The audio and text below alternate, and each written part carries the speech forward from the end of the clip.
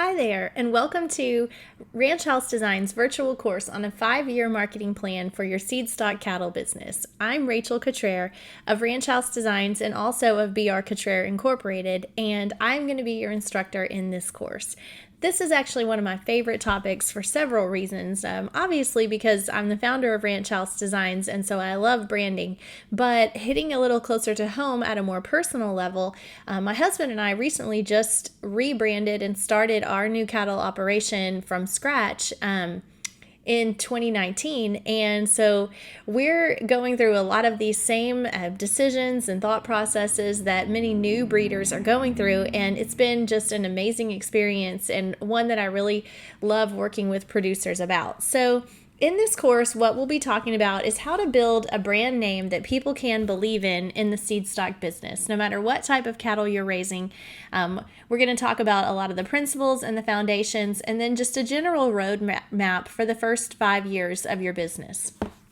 So before we get started, I want each of you to stop for a moment and think about, why are you in the cattle business? This picture here is my two daughters.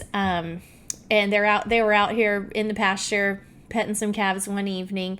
And I share this picture because, there's a lot of reasons that people are in the cattle business. I think love of the land is a very common reason. Love of the cattle, love of the ranching lifestyle, giving your family an opportunity to do things together outdoors and see the fruits of your labor. There's so many reasons. There's some people in the purebred cattle business that have been in the business for 100 years, and it's their family and their legacy. But then there's a lot of people that are new in the cattle business, and a lot of these people I find are very successful in other types of businesses and industries, and choose to diversify their portfolio by getting in the cattle business. And so we're seeing a big influx of new people in the business, even a lot of people who are maybe urban citizens who want to move out to the rural lifestyle and do farm to table or do that sort of stuff. And so, there's a lot of people who are starting from scratch. And in this course, we're going to talk a lot about business and finances and things like that. But I always want people to remember that this picture and with your family, because being in the cattle business is so rewarding. I really think it's the best life out there. And even though we're going to be talking a lot of profit and loss and bottom line, things like that, never forget the feeling that you get with your family and with your cattle, because that's amazing. So have you ever stared at your cattle and thought, man, I have really great cattle, but nobody knows about them? Or I have the great bloodlines that I see these other ranches doing, and I've invested the time, but I just can't quite get those same prices that other people can get.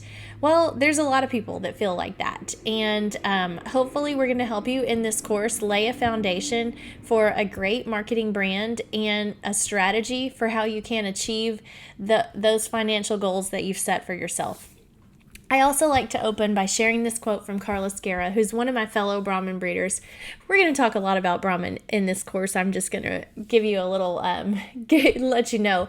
But he said, you can love them, breed them, promote them, and show them. But if we cannot market these cattle, we cannot survive.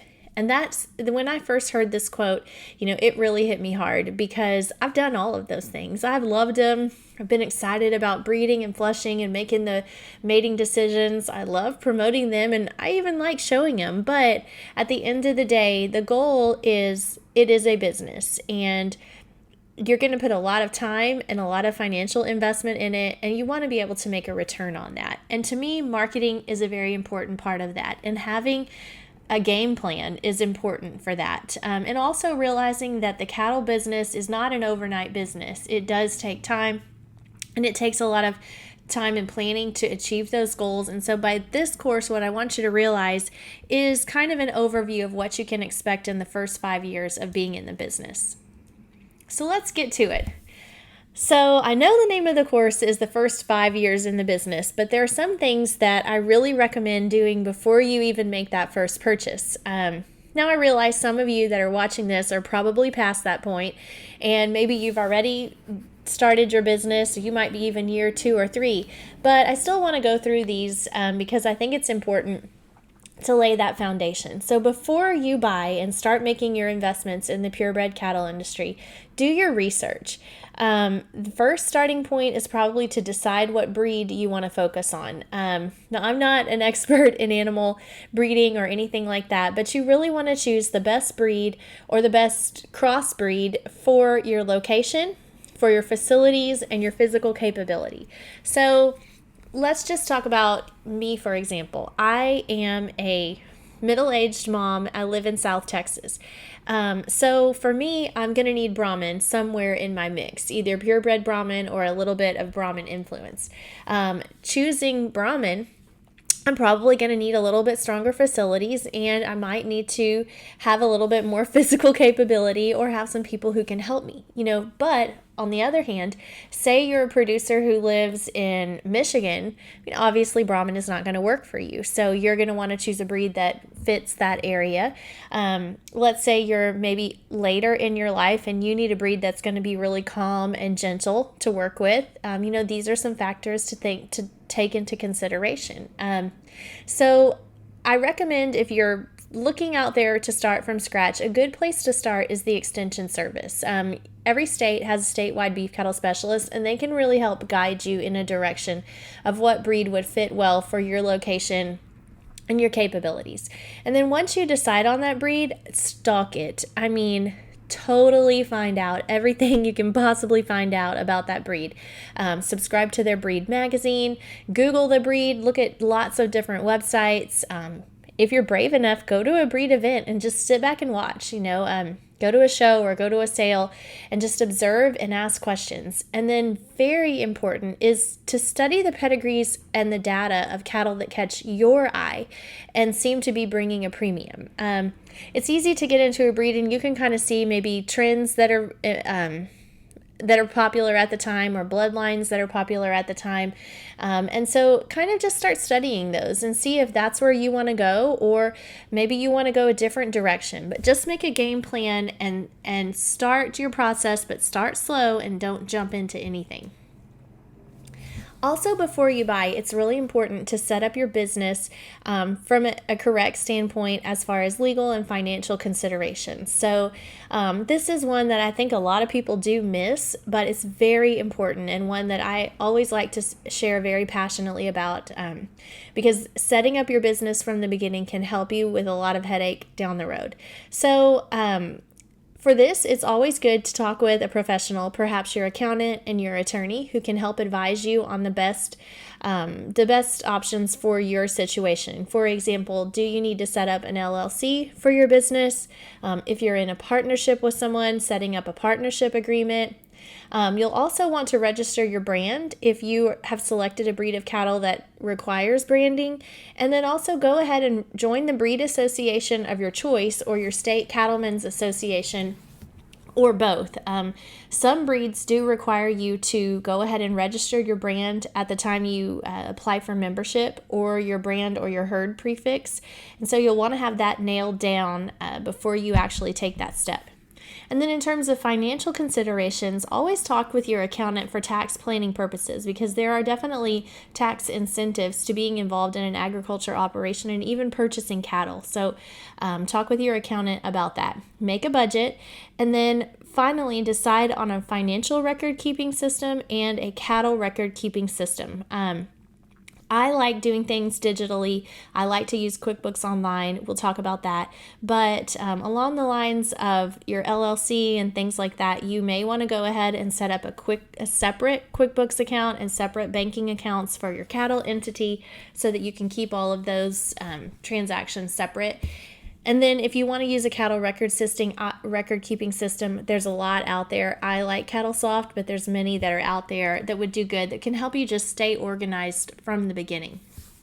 So I use QuickBooks Online for our finances, and I want to do a quick plug for that because I really like it, because you can have multiple users at one time. So for example, I can have a login, my husband can have a login, our business manager can have a login, our accountant can even have a login.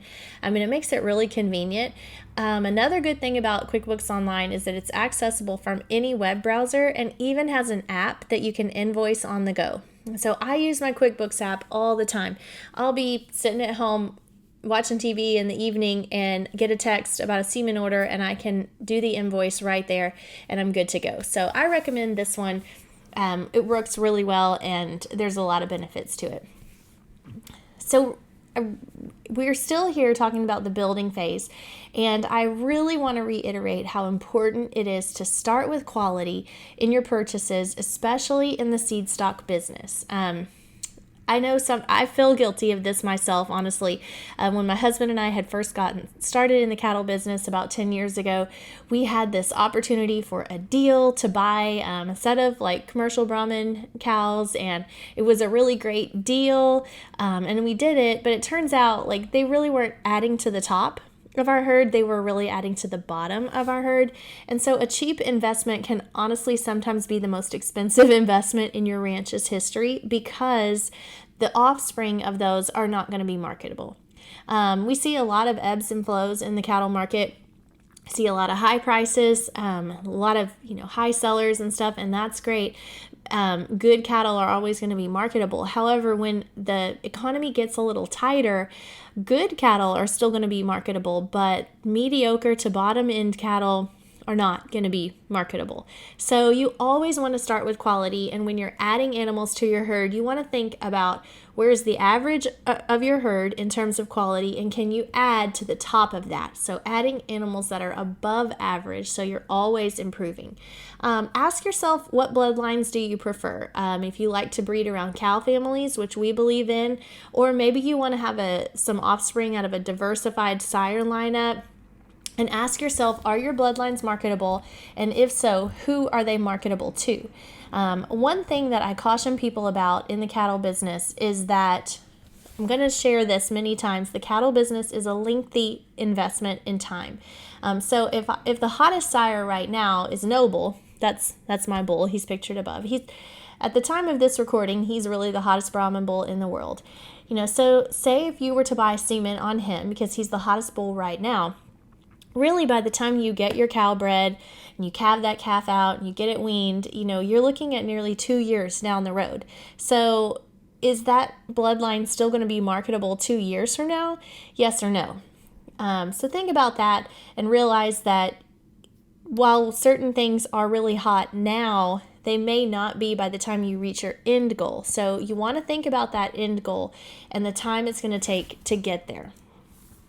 It's also just as important to align with quality people, maybe even a little more important than the cattle to some degree, because the purebred cattle business is really a people business, and it's fun. It's a fun business because of the human interaction. So do your research on who you want to do business with. Do you share the same values, the same interest? Do you enjoy talking to these people? Are they trustworthy? What is their reputation of customer service? I also think it's really important to ask, if you're getting into a breed for the first time, ask your supplier of Seedstock genetics, how are they going to support you on the journey? Especially getting new into a breed, you're going to have a lot of questions. Trust me, you're going to have a lot. So you want to align with someone that is going to always take your call, that's going to always be honest with you, and someone that's going to be in it for the long haul with you. You don't necessarily want to align with someone who, let's just say, has a reputation of getting in and out of the business very quickly, or getting in and out of different breeds very quickly and not staying for the long haul. So choose quality people to do business with, and ask around. I mean, the cattle business is a small one. You can ask, do a little research on possible ranches that you're thinking of working with and see what they're like, and if there's someone that you want to align with. Because truly, when you do start investing in seed stock cattle, you're going to be aligning with a breeder at some point, and you want to make sure it's one that's going to share that journey with you and help you along the way. So a common question I get is, when should I start marketing your ranch? And a lot of people think that they need to start promoting their ranch a few months before they have their first sale. And that's actually couldn't be further from the truth. You want to start marketing your ranch and your brand name the minute you decide to get involved in a breed. So before you step out there and make your first purchase or buy your first animal, you want to have at minimum these tools in place. So the first one would be a name, also official business colors, an official logo or brand, and business cards. And also by this time, you should have joined the breed association of your choice. And we recommend doing that at the state and the national level. So for example, joining the American Angus Association and joining the Angus Association of your state. And the reason you want to do this is because when you get out there and you start buying, you want to have something as a foundation for publicity of your ranch so that when you buy that animal in the sale and they announce the buyer, you've got a name that you can easily hand out. You might even have a business card that you could hand out at the settlement table to let people know who you are, because people are curious and people want to know. And especially if you're making a lot of purchases, people are going to want to get to know the new breeder that just came on the scene and new people that are in the business. So I'd like to share the marketing foundation, which we've kind of talked a little bit, but as I mentioned, the foundation of any good marketing program starts ultimately with good cattle and being a good person. And if you don't have that, no amount of marketing or no amount of prize-winning cattle can really take you to the next level. So good cattle and good people of integrity is the foundation. From there, you want to choose your ranch name and your brand. The next step would be choosing a logo, slogan, and colors. And then once you have those in place, you want to focus on the digital components of your marketing plan, which would be a website and a Facebook page. And then finally, when you have those in place, then you want to bring in print advertising. And we're going to talk about this marketing foundation all throughout the course, but this is a good graph to take a screenshot of or take a picture with your phone because it's very important and it's a good plan overall for any business. So we'll get into a few of these basic components. The first one I want to talk about now is your ranch name and logo. So you really have two choices for choosing a ranch name, and that would be a traditional name or a non-traditional. A traditional name is going to be something that's usually based on your name and or your breed of cattle. So example, Smith Brahmins. Their last name is Smith. They raise Brahmin cattle. B.R. Cottrell Incorporated is actually mine and Brandon's business. And so the B stands for Brandon, the R stands for Rachel, and then Cottrell is our last name. So when we started our rebrand this year, we really felt one of the most important things we had to offer was me and Brandon, not just our cattle, but ourselves. And so after talking with some of our Brahmin friends, they were like, no, you need to come out strong with a name that is you and Brandon and your last name, because you're the people that others want to do business with, and that you're the people that, people want to buy from. And so we ended up choosing that. We were actually thinking about going with more of an abstract name of Brahmin Country, just really general, but we ended up incorporating Brahmin Country into some of our subsidiary businesses, like our semen company and our beef company. But for our main parent company, we felt it was really strong to come out with our own name, Brandon and Rachel Cottrell. A non-traditional name has a lot of advantages too. So an example of that would be Heritage Cattle Company. This is the story behind this is another Brahmin breeder and one of our cousins, and their family and our family have been involved in the Brahmin business for over 150 years. And so they chose Heritage Cattle Company because they have a strong heritage in the breed. North 40 is another one of my customers that I do a lot of work with, and they're relatively new in the cattle business, and their first property that they bought was the North 40 acres of this property that was for sale, so they named their ranch North 40 Ranch. And then Tennessee River Music is another really cool non-traditional name, and one of our clients, and this is Randa Owens and her family in Alabama. Her dad is the lead singer from Alabama, and so the name of the ranch comes from the lyrics of their song, Tennessee River and a Mountain Man, and so it's a really cool story. One thing to keep in mind that I sort of regret, or I'm sort of torn on what did I do the right thing is when you think about family succession and estate turnover and things like that, what do you do if you have daughters? So I grew up in a family where there was only girls, And I myself have 2 daughters. And so is your farm name going to be able to transition to that next generation? So obviously ours is probably not, but we're okay with that. But we're also thinking of ways right now that we could go ahead and start laying the foundation for our 2 daughters to have their own entities and be able to transition, so that hopefully when we pass this ranch down to the next generation, they'll be able to keep and maintain some of the marketing that we have. So if that is a factor for you, possibly a non-traditional or a more abstract name might work better, or just keep that in mind and make a plan of how you want to transition it over time. So once you have a name, the next logical step you want to work on is a logo. And the logo is really that visual symbol that really makes your business official. And it's pretty much the most basic element of marketing. And once you have it, you're going to put it everywhere.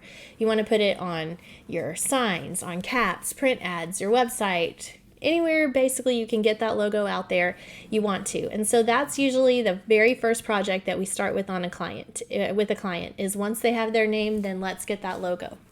I share a couple of different examples here because building a logo is something that's very, you really want to think a lot about it because it's going to be used for a long amount of time. So let's break down these 3 logos here.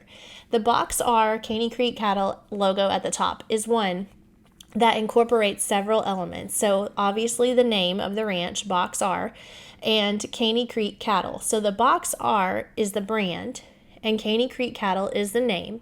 And then also by looking at the logo, you can tell they raise Brahman cattle. You also can recognize their brand, which is going to be on their cattle, so it just re-emphasizes the brand for brand name recognition.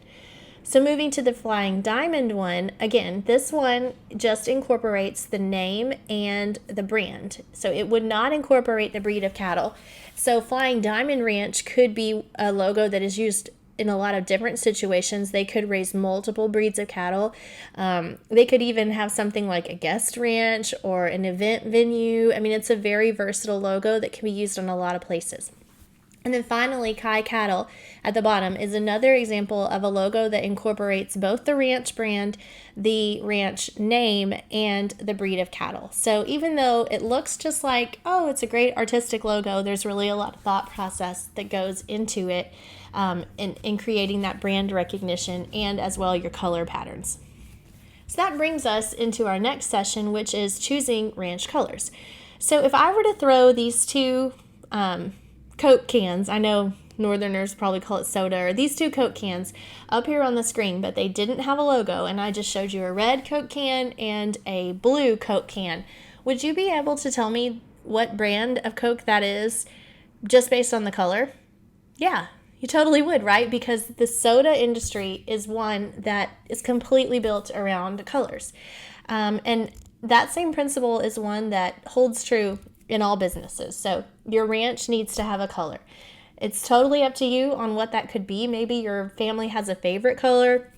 Maybe it's your favorite university's color. Just pick a color that you like and go with it. However, if you do have a very specific competitor, possibly say a neighbor or someone that is going to be similar to you, you may want to avoid a color that they use. Just like Coke and Pepsi have complete opposite colors, people can distinguish them in the marketplace based on just their color. You may want to do the same in your business. So it's a really fun exercise to Google color psychology because there is so much information that goes into choosing a color. Just kind of going through this, the color yellow, you can see here, when people see yellow, it makes them think optimistic, warm feelings, and then look at those brands that are choosing yellow. UPS, maybe optimistic that your package is going to arrive on time. Subway, optimistic that it's healthy. McDonald's, optimistic that you're going to get your food fast. You know, this is a happy color that gives a good feeling. Same for the color yellow. Friendly, cheerful, confidence. And then look at those brands. One that stands out to me is the Fanta drink. And when I look at that logo and I see it, I can almost taste that ice cold Fanta drink that feels so good when you get a sugary Fanta drink, So you can use this to your advantage. A lot of people in the cattle business say if you're focusing on selling show cattle, you might want to choose the color of purple. Like purple is the color of champions, or blue for blue ribbons. Black is also used a lot because it's seen as a very luxurious, high-end color. So think about that and think about how you can use it in your branding.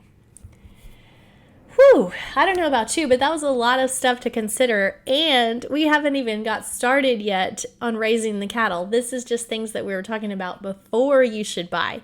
So as a review, basically kind of to wrap up this segment, we talked about choosing good cattle and choosing good people to work with, and then laying your foundation from a business management standpoint and a financial management standpoint, and just getting things settled out so that when you are ready to take that first step and make that first investment in animals, you'll be ready. So I look forward to seeing you in the next session, which will be year 1 of your purebred cattle business.